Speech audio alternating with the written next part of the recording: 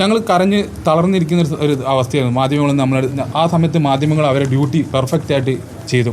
അതിവൈകാരികമായിട്ടാണ് പല മാധ്യമ പ്രവർത്തകരും അവിടെ നിന്ന് റിപ്പോർട്ട് ചെയ്തത്. അന്നാണ് മനസ്സിലായി മാധ്യമ പ്രവർത്തനം ഇങ്ങനെ ഒരു തലവും ഉണ്ടെന്ന് നേരിട്ട് കണ്ട് ഒരു വ്യക്തികളാണ് ഞങ്ങൾ. അവരും കരഞ്ഞുകൊണ്ട് റിപ്പോർട്ട് ചെയ്ത ആൾക്കാരായിരുന്നു അതിൽ ഭൂരിഭാഗവും. കാരണം തുടക്കം മുതൽ നമ്മുടെ കൂടെ നിൽക്കുന്ന ആൾക്കാരാണ് ഈ മാധ്യമ പ്രവർത്തകരെല്ലാവരും. അപ്പോൾ ഈ സമയത്താണ് പുള്ളി അവിടെ നിന്ന് പറയുന്നത് ഗംഗാവലി പുഴയിൽ അങ്ങനെ അർജുനെ ഇട്ട് പോകാൻ ഇല്ല എന്ന് പറഞ്ഞിട്ട് ഒരു ഡയലോഗ് അടിച്ചതും അത് സോഷ്യൽ മീഡിയ ഏറ്റുപിടിച്ചും അതിൻ്റെ കൂടെയാണ് ഈ കാര്യങ്ങളൊക്കെ പിന്നീടുള്ള കാര്യങ്ങളും എല്ലാം ഉണ്ടായത്.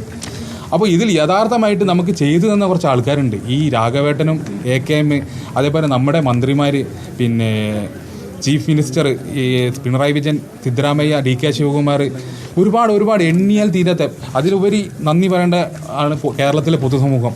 അവർ ഞങ്ങളുടെ കൂടെ നിന്നു. ഇതാണ് ഇതിലെ വാസ്തവം. ഇത്രയാണ് ഞങ്ങൾ ഈ കാര്യത്തിൽ നമുക്ക് എന്താ പറയുക ഇങ്ങനെ പറയാനായിട്ടുള്ളത്. കാരണം നമ്മളിത് ഒരിക്കലും ഇങ്ങനൊരു കൂടിക്കാഴ്ച ഇനി ഈ ഒരു വിഷയത്തിൽ നിർത്തി വെച്ചാൽ ഒന്നുമില്ല. ഇനി നമ്മളെ സംബന്ധിച്ചോളം നമ്മളത് കാര്യങ്ങളൊക്കെ കഴിഞ്ഞു. പക്ഷേ ഇതിൽ പൊതുജനങ്ങൾ ഇതിൽ കബളിക്കപ്പെടുന്നുണ്ട്.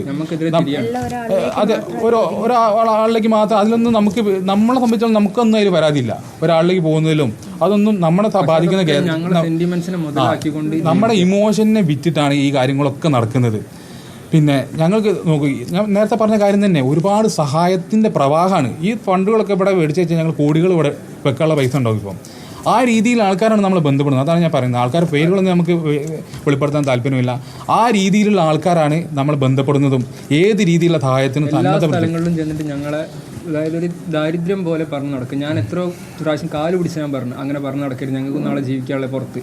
പക്ഷെ ഒന്നും കേൾക്കുന്നില്ല. ഞാൻ വേണം എൻ്റെ തെളിവുകളടക്കം വാട്സപ്പിൽ ഞാൻ കാണിച്ചു തരാം.